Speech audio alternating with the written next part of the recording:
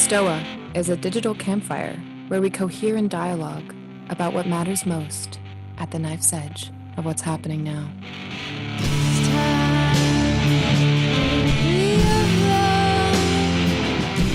Welcome to High Pitch, Conversations in a New Key, hosted by the Stoa, a place to have dialogue, to cohere in dialogue at the knife's edge of the moment.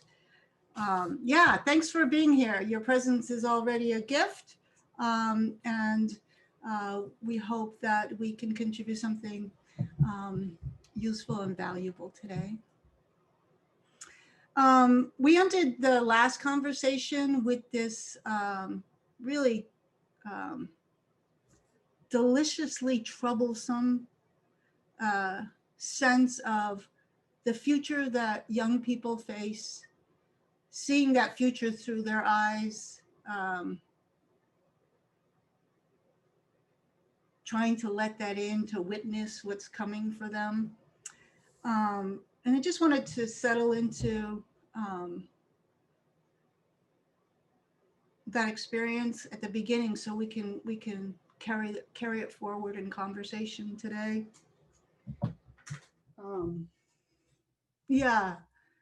What do you see when you look through the eyes of the next generations? Can we put ourselves? Can we orient ourselves like that?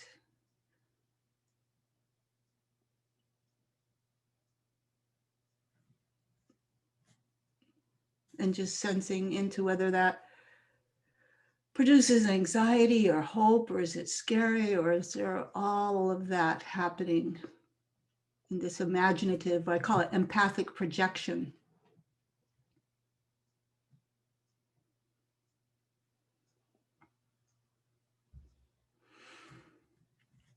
So what we want to start with in our conversation today is I want to invite Nora and Sky and Ece and Ria and Miriam to share a little bit about how do they hold, you're all leaders. You're either teachers or mothers or mentors or parents, all these roles of leadership.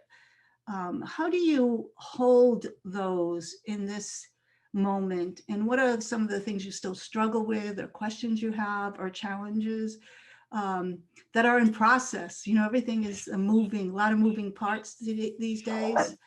And what skills have you relied on, like little skills that can have taken you a long way and can really help other people? As they're trying to meet the challenge of these adult roles that we hold.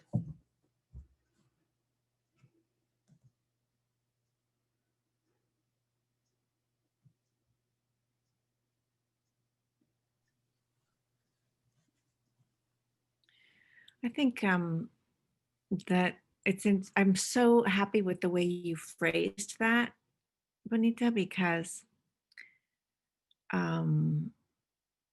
it gets us away from the L word. And that this idea of just how are we holding that is really a whole different kind of question than what is leadership. And what is it, how to be in those kind of relationships as an ecology of relational process that is inside a learning system, between learning systems, I think is really an important place to start with it. And so I think for me, one question that I try to keep as close as possible is just this question of how am I learning to be in these relationships, and how are the people around me learning to be in these relationships, and to see that as a process that is not static. That there's a lot of old baggage lurking, shadows everywhere, history, scripts, old stuff. And we're all trying to figure out who we are now and how to be with each other in a changing world while we are all changing. So I think for me, it's the holding it lightly and the deep respect of the ecology of the relationships, right? The ecology of my own identity and the ecology of yours. And so I think for me, that's a big piece of it. But it's hard, because there's all these expectations and you run into these very firm edges, like a contract, for example, or interfacing with things that, I'm starting to shake my head and say, that's just so old system. Like, how do we do this contract in a way that doesn't shut down the learning of our relationships? What does a contract look like that doesn't shut down the possibility that relationships are learning and changing? So something in there just to get us rolling.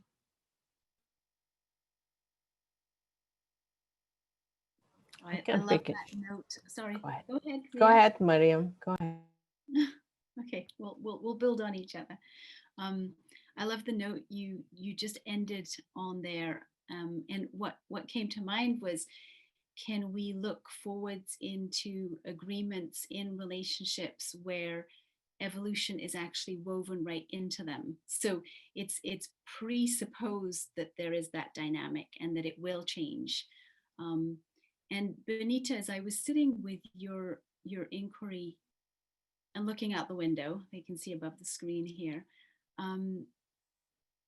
the biggest thing that came up for me as I was putting myself as much as I can behind the eyes of the next generation and looking to the future was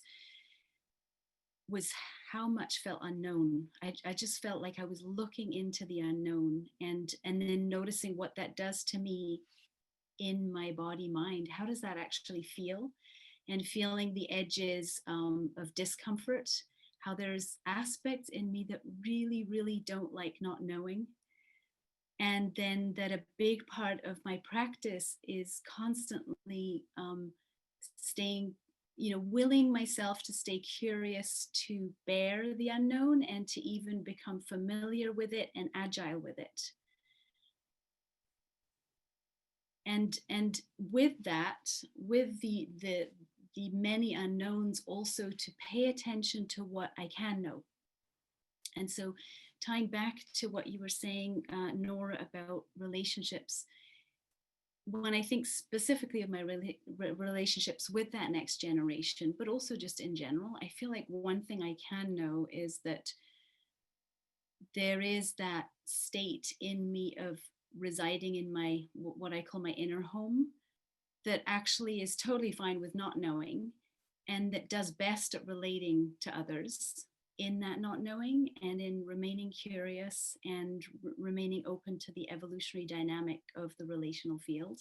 So even as everything feels unfolding and there's more unknowns than ever before, I feel like there are anchors that we can know and we can we kind of lean in, we can lean back to rather than having to stretch forward. We can actually sit. It's like taking our seat in the universe and knowing there is a spot for each of us, and we can relate from there and hopefully meet others in their seats in the universe.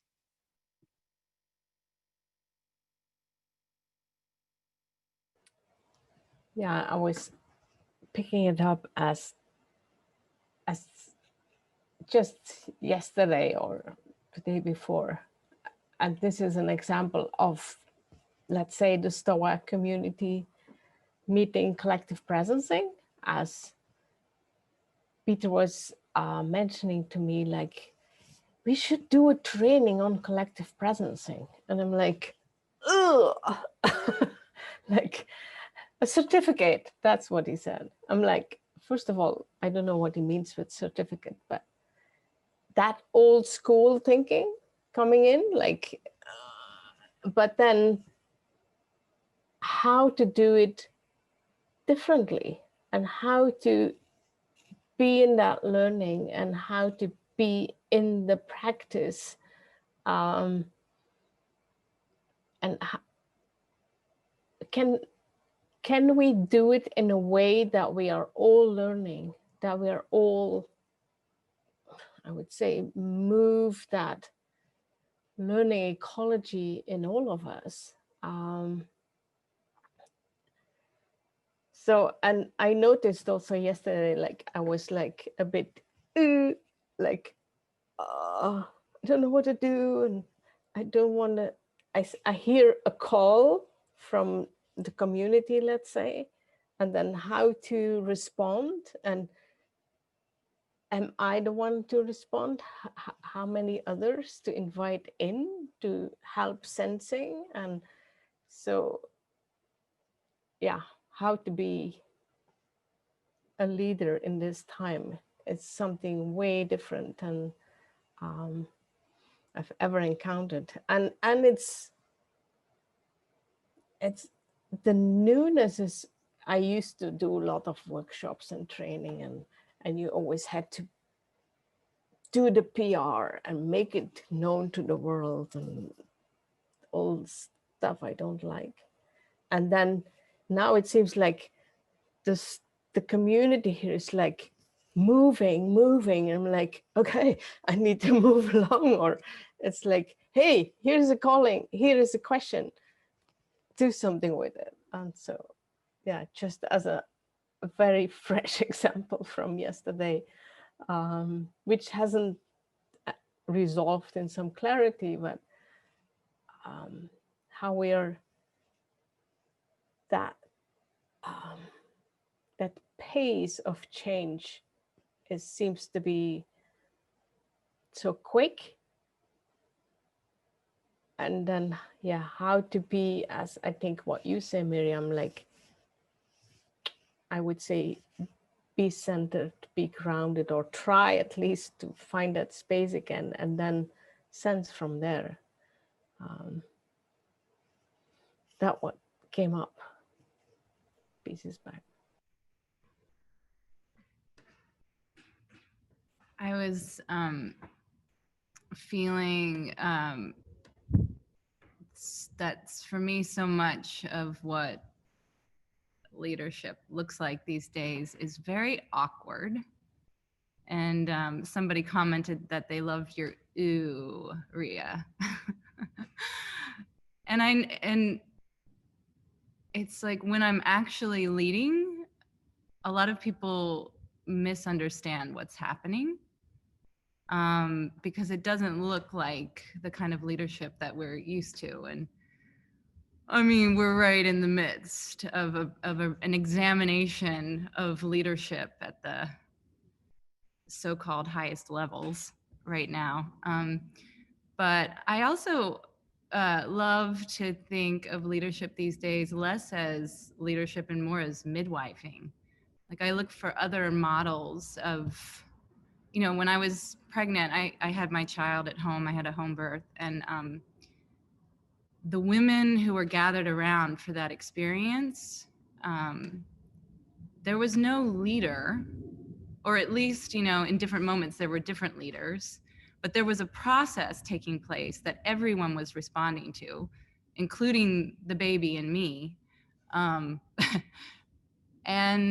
And yet there were people, you know, there were certain faces that I would turn to, or certain people that I would turn to for different needs.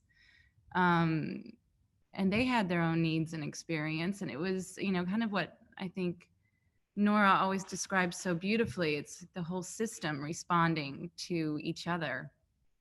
So those are the two things that arose from me. One was just introducing, you know, the idea of looking for different types of leadership, more in natural processes, really. And then also the awkwardness of the whole thing. Just yesterday, something arose for me in a new collaboration, and we identified that we were both running scripts, and there was shadow playing out. We were playing roles for each other in ways that we'd collaborated in the past that had failed. And we were failing. Our collaboration was failing, and we were able to catch it before it failed and really point out to each other what the scripts were. And it was such a delicate process, and there were tears. Like, it was really hard, I think, because we wanted it to feel a certain way, and it wasn't feeling that way. But in the end, we were both so committed to doing the collaboration consciously and not running those scripts. But I find that I really have to tolerate a lot of awkwardness and discomfort in leadership these days.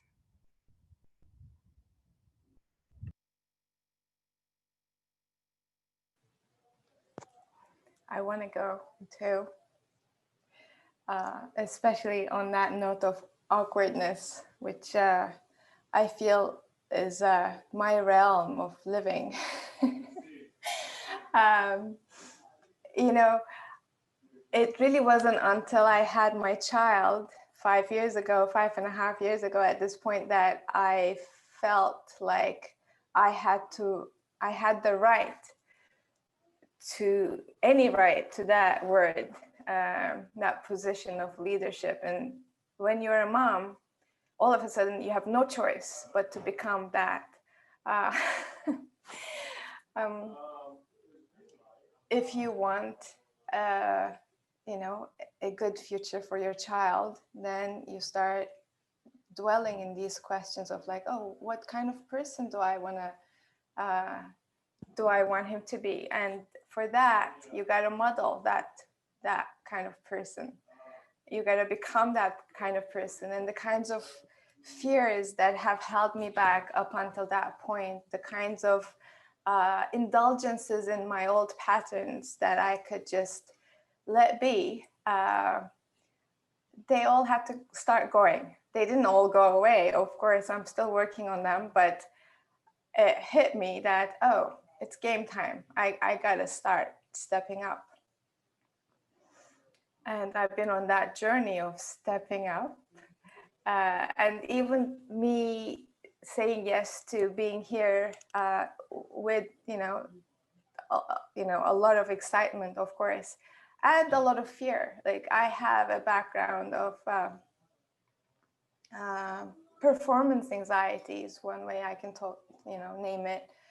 And this is terrifying for me. Like, how many people are on this call? 50? Oh my goodness, But, I'm just looking at Sky right now. She's on my screen and staying with it and learning to show up regardless of the fear, regardless of the discomfort, regardless of not knowing what these calls are about. And I have no way of preparing for them, which is another layer of, terrifyingness. Is that a word? And yeah, since COVID has been like giving birth. It had the same kind of a whole other layer of getting real for me. Like, oh, so systems collapse is not just something that we've been foreseeing. I have a background in change towards sustainability. My master's program is in that, for those who might be from MSLS. And, we've been trying to talk about this for a long time, and here's COVID, and all of a sudden, the phrasing of when shit hits the fan, no, shit hit the fan. Here we are at a global level, and systems collapse is so much closer than we could have foreseen. Overnight, we might lose our food supply chains, for example. So yeah, I don't want to keep on talking, but I really do want to name that thanks to COVID, we were able to move out of the city. I'm sitting in a tiny office space we built in the garage next to our tiny house that we just moved into, and because my child can go to an outdoor school here without wearing a mask. And that's very important to me. because my child can run out the door and run to his friends, you know, across the field, the nature that we're in. And, you know, I come from Istanbul, a city of 17 million. I do not know I don't know how to exist here. So it's a huge learning process. And that is also leadership. Like, it comes down to embodying, daring to live a certain way, daring to be a certain way, that I would have never thought was, you know, was possible. Those romantic ideas that other people did that I was never gonna, you know, do. All of a sudden, I got to do what's best for my child, and that's leadership as I am understanding it at this point in life. Thank you.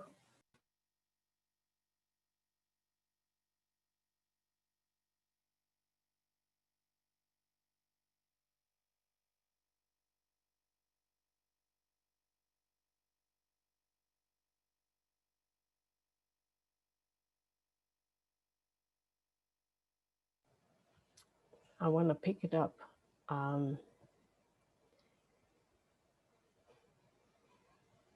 Because what you said, Ece, about I don't know how to live in this wilderness. And that was like, poor.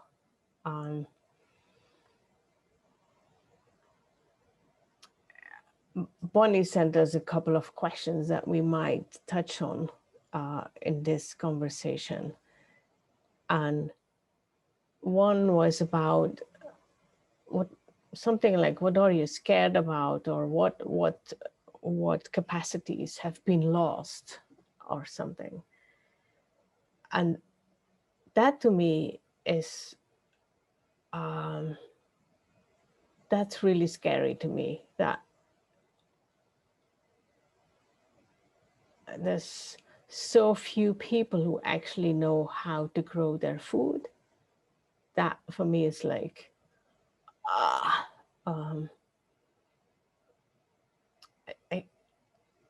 can't even find words, I think, to express that. And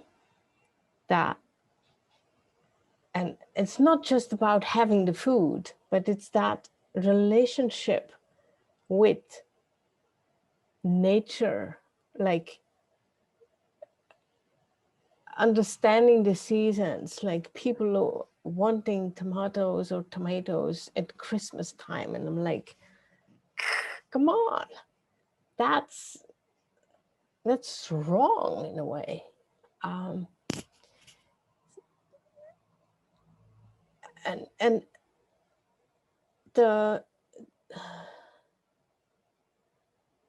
I think the loss of people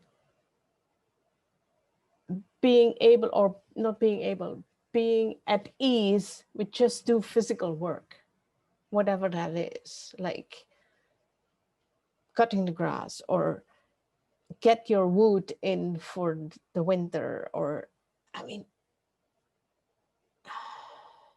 yeah, that's something that's really scary to me. And I'm then thinking, okay, everything is on the web these days. Anyone who wants to learn, they can find it. But the loss of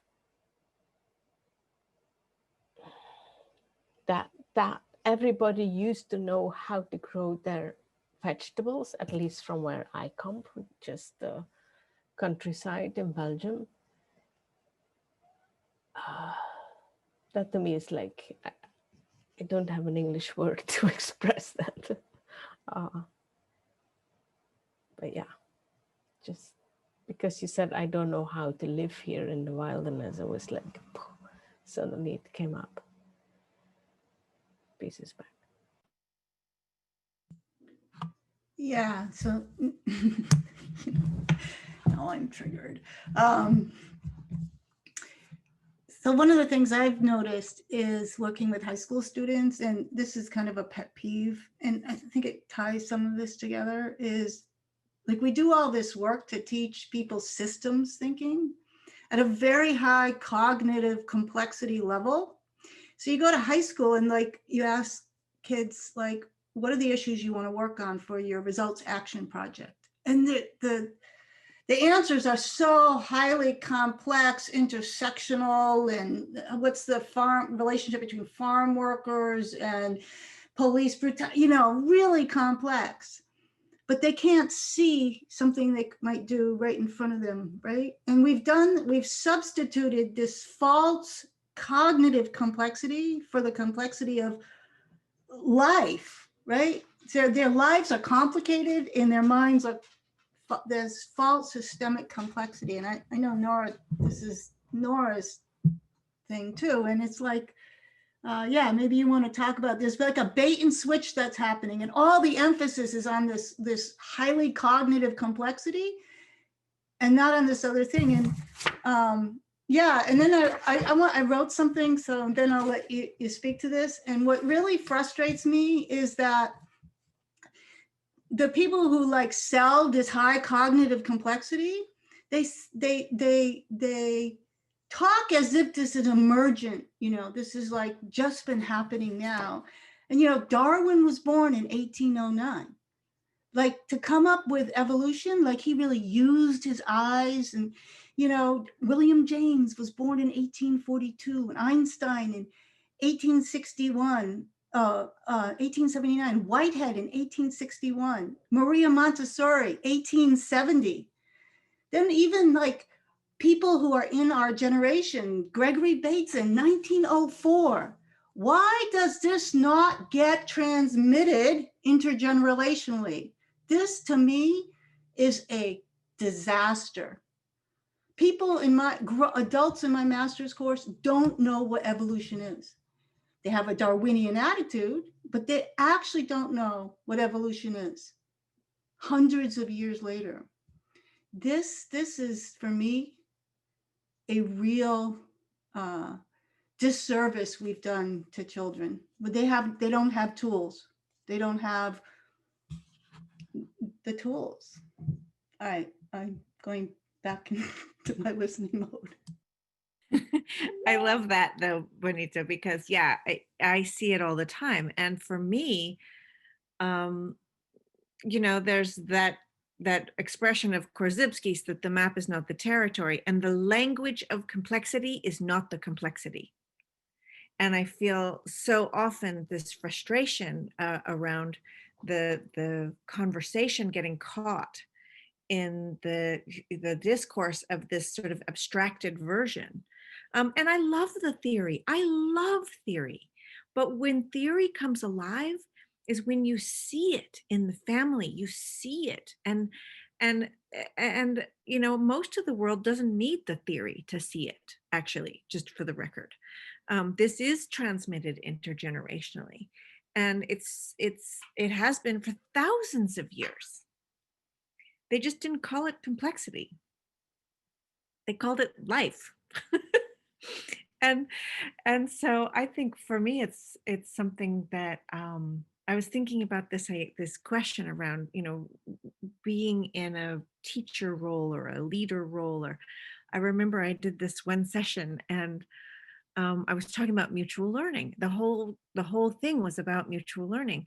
And after the first day, the person who organized it came up to me and said, listen, we really got to talk, because people are wondering, like, what are you doing here? Because it seems like you don't know what you're teaching. And I was like, yeah, see, that's a problem. But actually, let's just stick with it and see what happens. And then, of course, by the next day, they got it. But it took a little time of changing that relationship from being a process of I'm going to just transmit and download to what we're doing here, we're learning together. And I can't know what it is that it is you need to learn about learning. We're in this together. And so there's a danger of not just embarking into that territory, which is unknown. I don't know what the way to be in that modality is that's going to read, right? Because it's not what people are used to reading. If you're up at the front of the room and they hired you to come in, or whatever that thing is, or you're the parent, or you're the adult, or you're in that position, and there is, before you say a word, there's already a whole culture of expectations around what it is you're going to say. And so anything that comes from another place is going to immediately start to tip and play with the ecology of communication there. I love that. I mean, and I think for me, this idea of the ecology of communication is really great, because it's kind of like, what are you putting in? How are you participating? How are you involved, right? It's not participating, it's involved in that ecology. Because yeah, otherwise I mean, I know that I have been wildly underestimated at several occasions because I held on to the metaphor instead of the jargon. I stayed in the story, and the story had all the theory in it. If you knew the theory, you would see it in there. But if you don't know the theory, you don't see it. And then it's like, why is she telling this story? Yeah.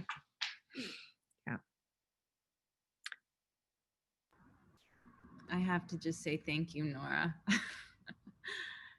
I feel so alive as you're saying that, and know exactly what you're talking about. And just hearing you say how many times you've been underestimated made me laugh, because I have the same experience, and it was a beautiful day when it stopped bothering me. So I hope more people, as you say that, I have the courage to say that. And I think more people, and I'm going to say women, it often is, who have that experience as they lead from maybe a more, sometimes for me, it's more of a feminine modality, just very foreign in the world. Now I feel excited when I become a wrench in the works a little bit, and I kind of feel like that's my job in some places, is just to be the person who's okay being underestimated, or again, back to the awkwardness. It's like we need to be holding that ground. So thank you.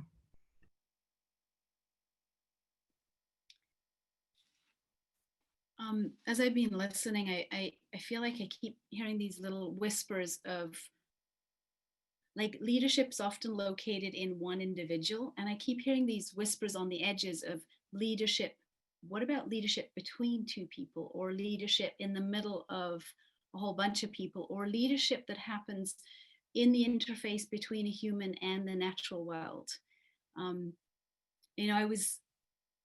I was fixing our water system yesterday with my husband in the forest. We live on a huge acreage in the mountains of British Columbia. It's gravity-fed water system, and we're digging in the dirt and the water. And at one point, we're trying to figure out how to do this thing, and we're just standing there.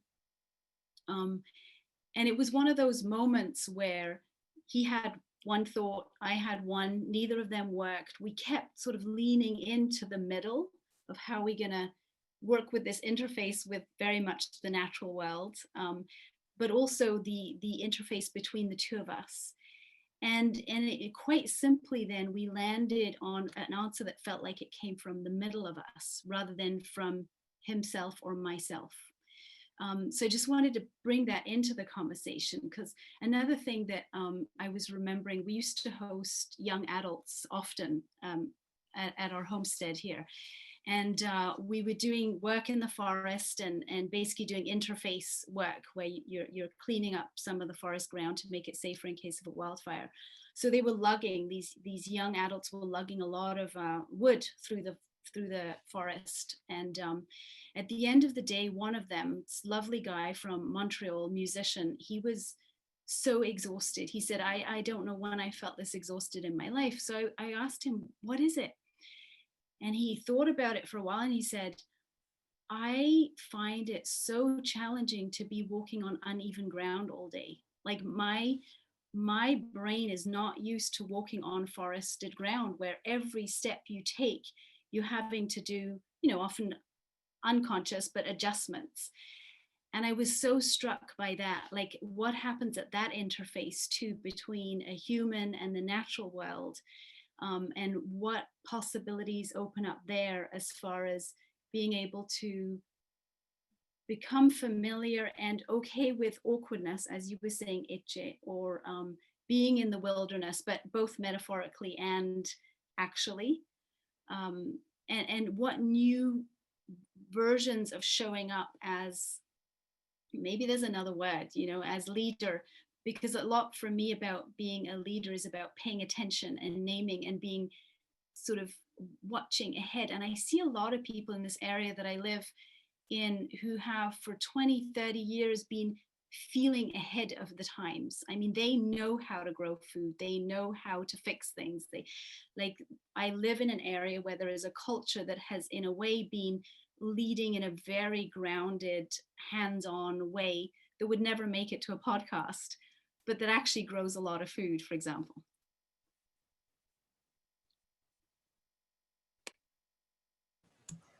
Well, I feel like it might just be the time that they do make it to a podcast.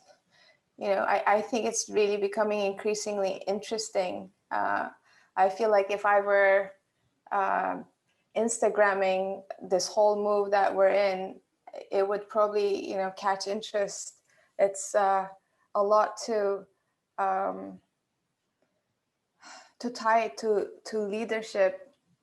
We're not only learning to be, out here in a tiny house, more embedded in nature, and yeah, there's the adjustment of the body.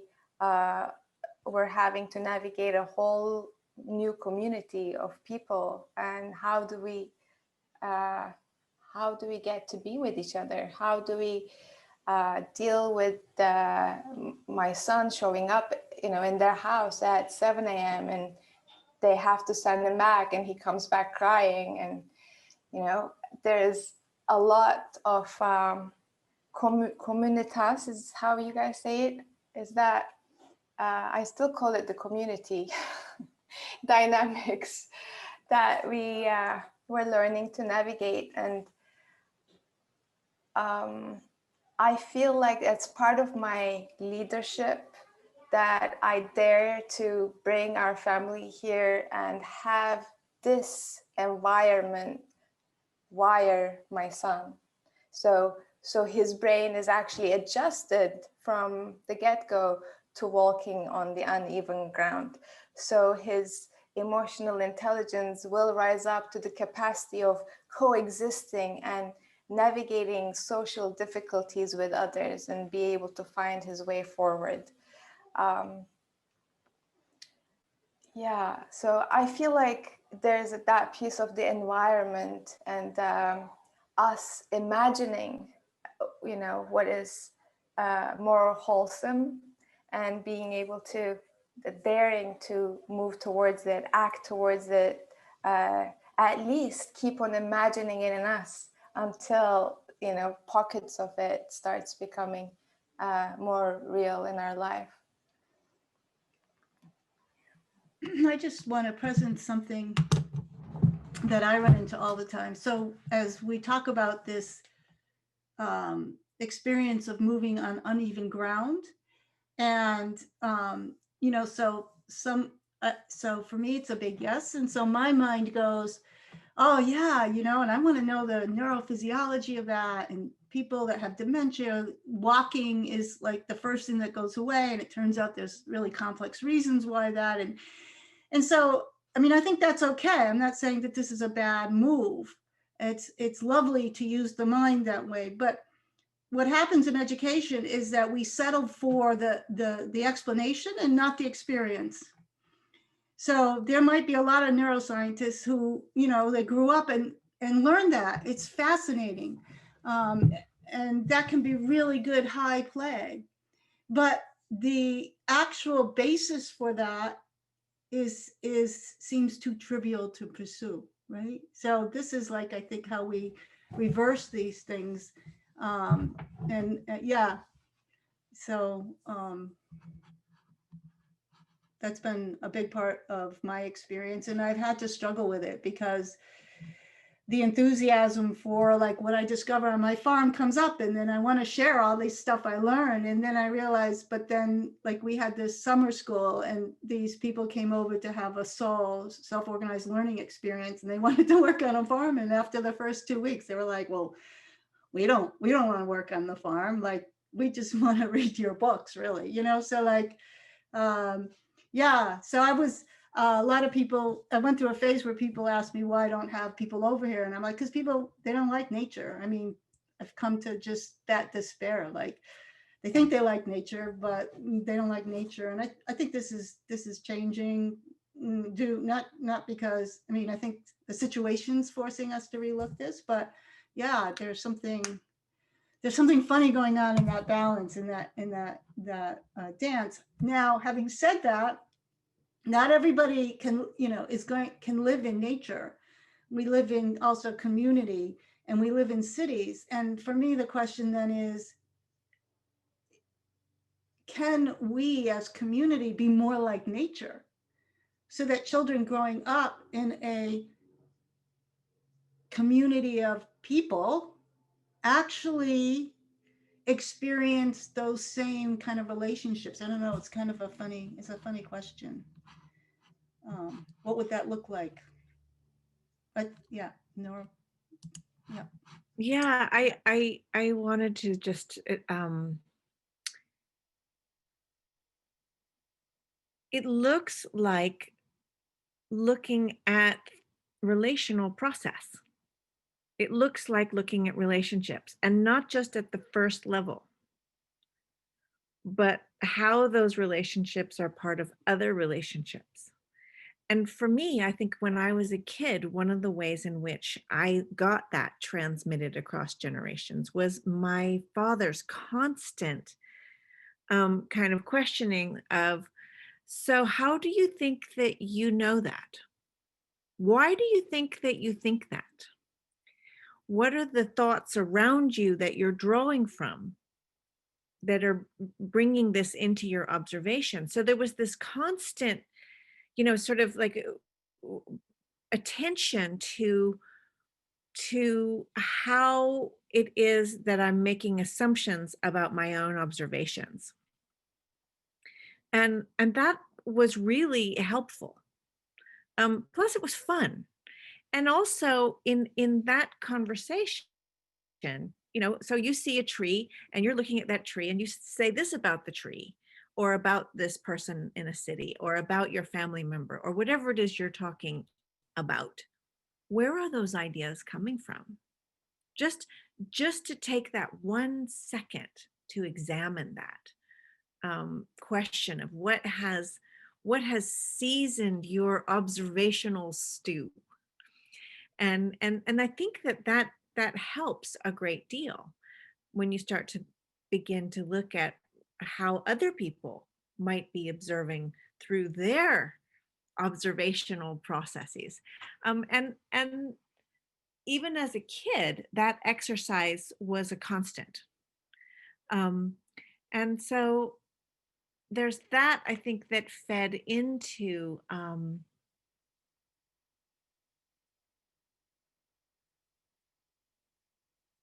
a kind of integrity. It's a kind of integrity, and it's an integrity that isn't about what's in it for me, or how am I going to get ahead, or how do I get the right answer, or any of that stuff. It's an integrity that's about, what am I seeing here that goes, and what am I learning to see that goes beyond that first set of things that I'm looking at. To recognize I'm looking at the tree. It's not just about the tree. It's also about the soil. It's also about the time of year and the little organisms and the things under the logs. I'm not just looking at a kid. That kid is in a family, is in it, right? So that process of looking into what we call in the jargon world, second and third order processes of relationships. But you say it as second and third order and you sound clever. What we're actually talking about is just paying attention to things beyond the thing level, beyond the object level, into the relational realm.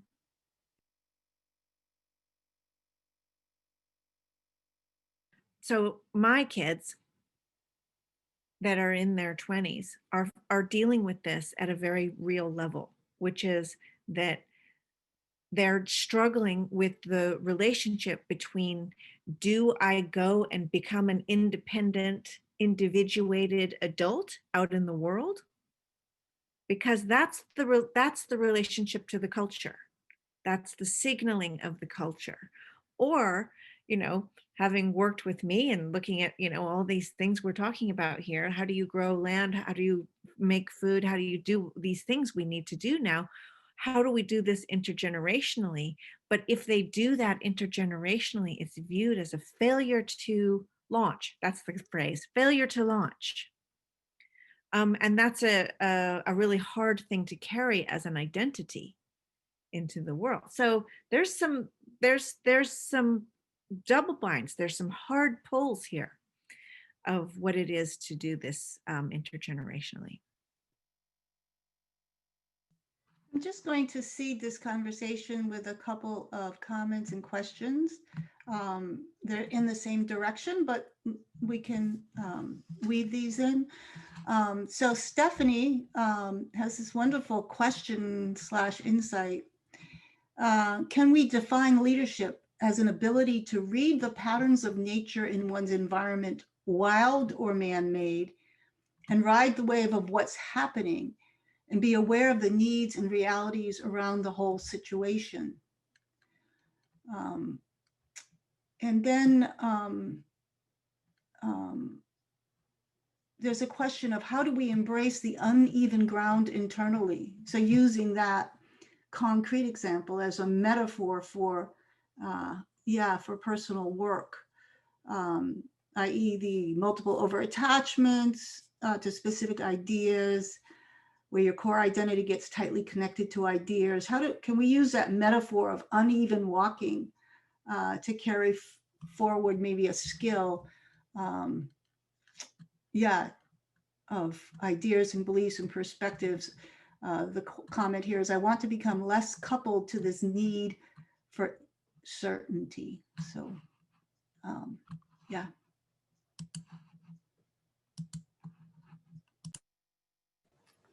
I used to have a friend who was trained by Dave Snowden, and in some conversation, we ended up like, if you're not a gardener, you don't understand complexity. And that uneven ground or the uncertainty, like, why didn't I don't even know this vegetable in English.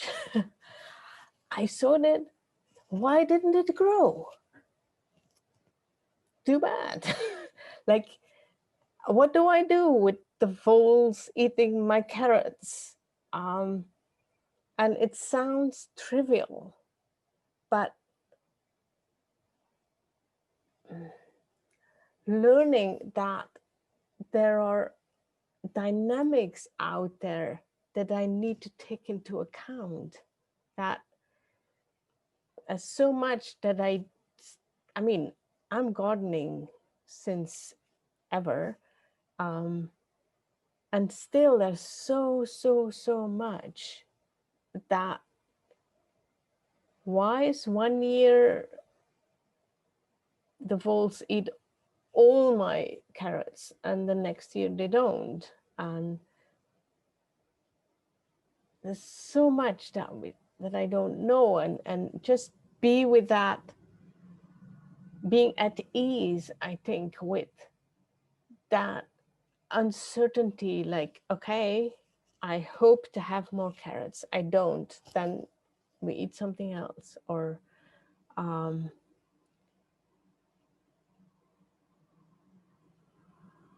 I see so many people then like, oh, we need to fight, or we need to kind of fight nature, instead of where can we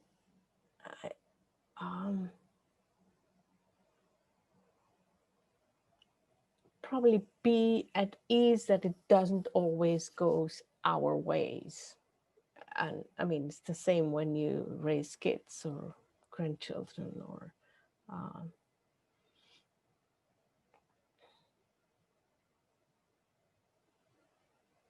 I guess there is some more, but I think I'll leave it there.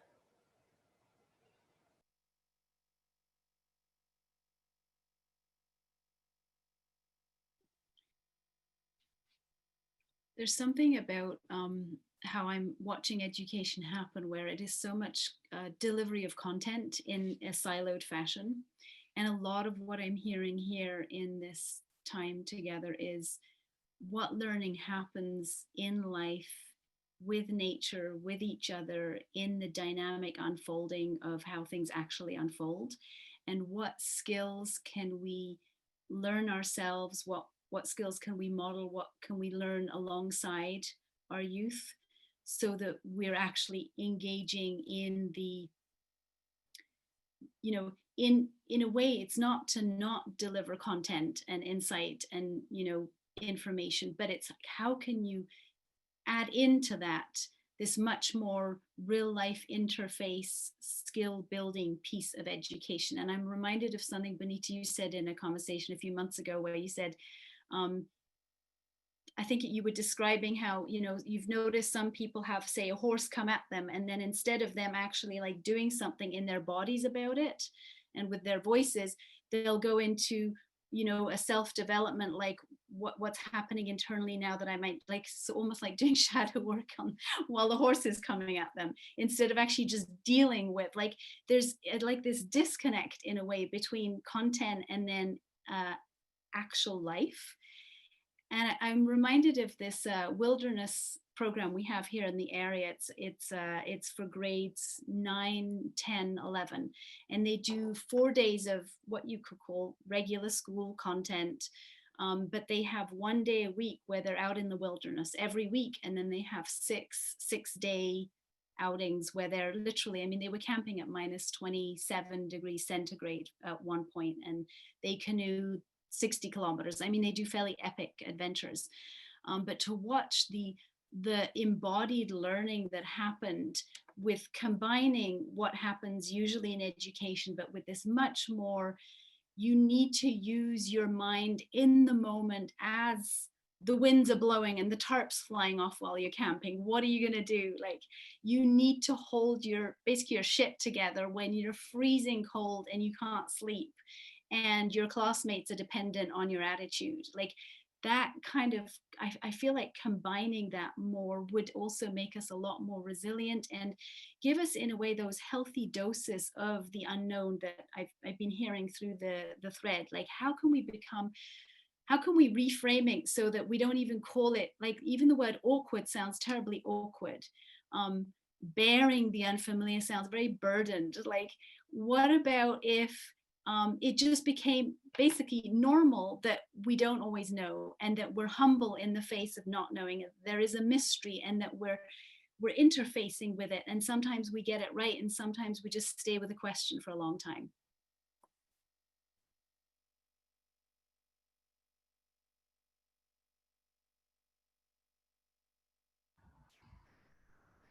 Yeah. What's coming up for me is the need for unconditional love too, and a great deal of patience. And you know, one of the things when I'm working one-on-one with people is I mean, there's just so much healing that needs to happen, so much as a result of this culture that we came up in, most of us, you know, these feelings of deep unworthiness and you know, a feeling of deep loneliness, sense of isolation. You know, I could go on and on. But you know, those feelings underlie so much of what keeps people deep in the structures and in the system, and keeps them in concept too.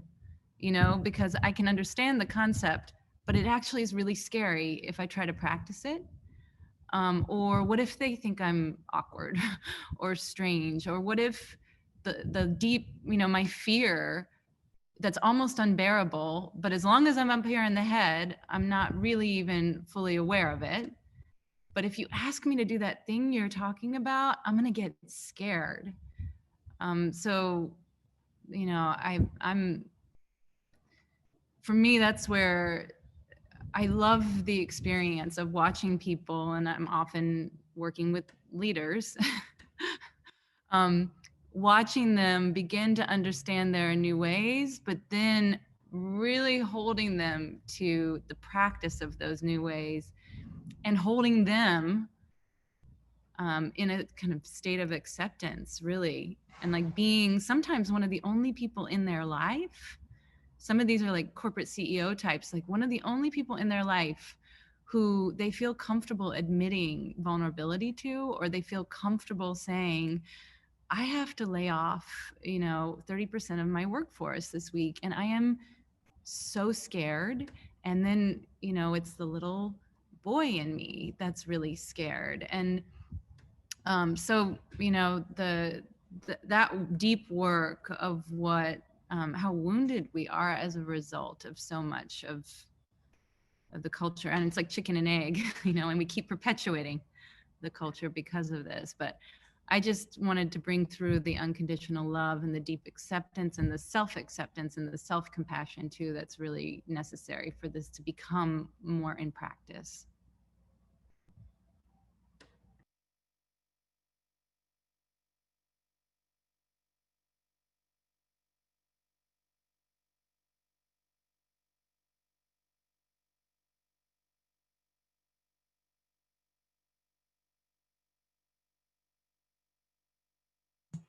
So we're at the hour. There was a question about leadership and being able to face death, and I thought maybe we could move on to that topic next time. It's a pretty big curve, certainly part of this conversation though also. And I'd just like to invite you all, the 1, 2, 3, how many of us are there? 5, 6, 1, 2, 3, 4, 5, 6, the 5 of us to just say something about this session, maybe something that surprised them or that they'll remember, or just do a little checkout. For me, it's what I'm going to remember is as I watched people speak, I was saying, and I was semantically coupling what I was observing with the title, the term leadership. This is what leadership looks like. I was kind of trying to wire those things together, so that becomes automatic for me, and not have to do due diligence for that. So so I thank you all for building that muscle for me.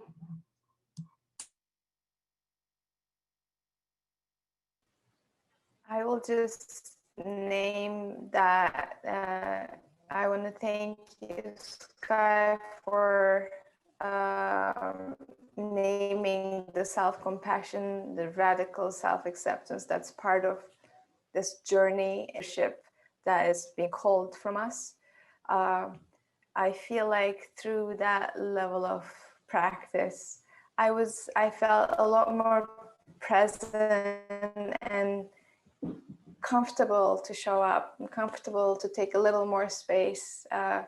Hopefully not too much, but it's just always active in me. That it's the basis of the work, is the love, the self-love, self-acceptance, working from where we are. I just want to name that. And that's where I am. That's what I'm doing.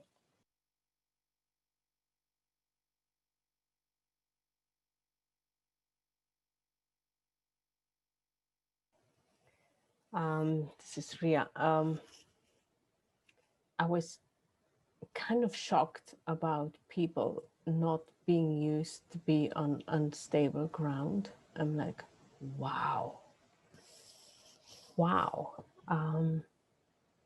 Actually, when I go walking, I never like to walk on the stable. I want to be on the grass. So that's, yeah, and something from the practical world, but with so much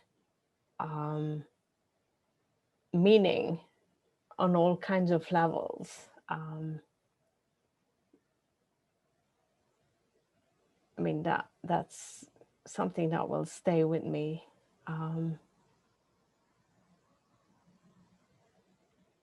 And I'm always happy with these unfolding conversations. That's what I like and love. And being at ease with that or something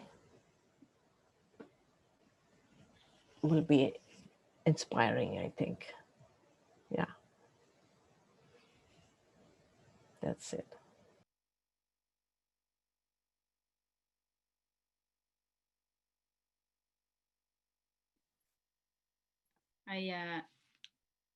I noticed in me, there's a part of me that would love us to get to the conclusion. So kind of the opposite, like, you know, I'd love it to like get all tied up and wrapped up neatly and then like delivered. Okay, we got the answer. And then as you were asking, Bonnitta, like, what, you know, how do you feel? I was like, this is it in a way. Like I'm feeling that tension in me between, I'd love us to like get it and figure it out. And here we are in a way, it's humbling. We don't know like where we're heading and how we can educate more wholesomely. I mean, this is it in a way. This hour for me is part of the lived experience of being with all of you. And I really, one thing that was very present with me was all of you. Like I kept looking at all the pictures of all of you and just feeling in my heart such gratitude that you're here, you know, and really feeling very much, while there's only a few of us speaking, I feel your presences very directly. So to sit in the unfolding and to notice how that actually feels in my body never ceases to astound me. That you know, as much as I'd like to reframe it, there is a certain discomfort, and there it is, and I kind of just take it with a chuckle, and another reminder of, you know, being a human is an forever humbling experience. So that's that. And then on a quick last note, I loved watching the breeze, Sky, in your hair. Like it was such, for me, it was this ongoing image of the interplay between what we were talking about. So thank you for sitting outside.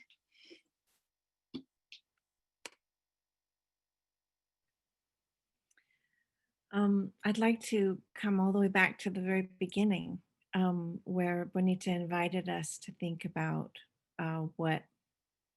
what's in store for the next generations, and how, as parents, as aunties, as uncles, as the resident grown-ups, how to be alongside them as we go into a future that is not like the future we grew up into. You know, that old saying that the future's not what it used to be. And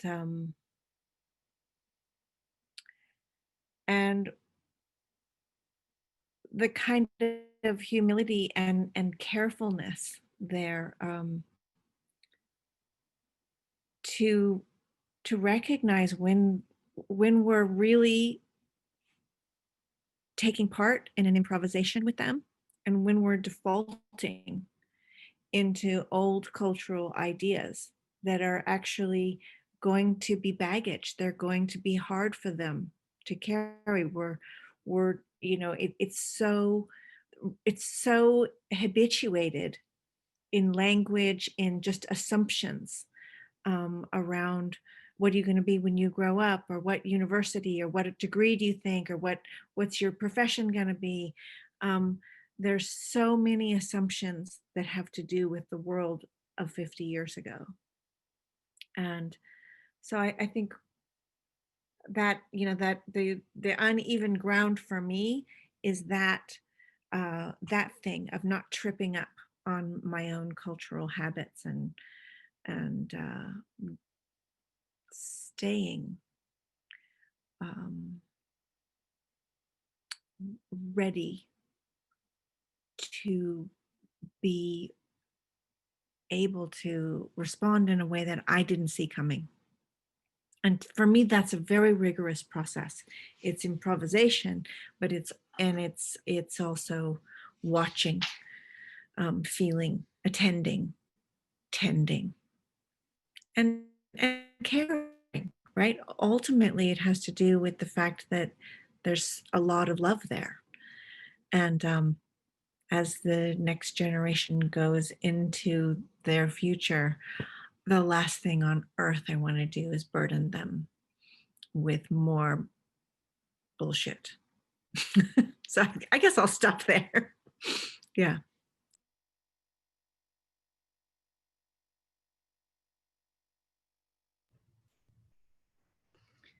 I'm I'm feeling a lot of things. Like Miriam, I'm also feeling so grateful for everyone who's here, really feeling the presence of the group so deep and quiet and supportive and alive. And I just want to be in this kind of space all the time. And I have a confession. I feel really guilty because my daughter is on her own remote schooling today. And I think she's struggling, and I should really be tending to her right now. So, yeah, I mean, that's just the tensions. Like, you know, I was like, I don't even know what she was eating for lunch. I ran out the door, you know, I'm like, I gotta go. I gotta do this talk. There's an audience, you know, eat something kind of healthy, you know, and she's like, got chips. Like, okay. And I know she's a little lost right now. So I'm looking forward to going back and tending to her. But it's just like the play of this, like on bad days, it feels unrelenting. Like we talked about how hard the farm life is, like that unrelenting, like it's always right there. So, and yeah, so I'm gonna go be a better mom now. With a lot of self-compassion.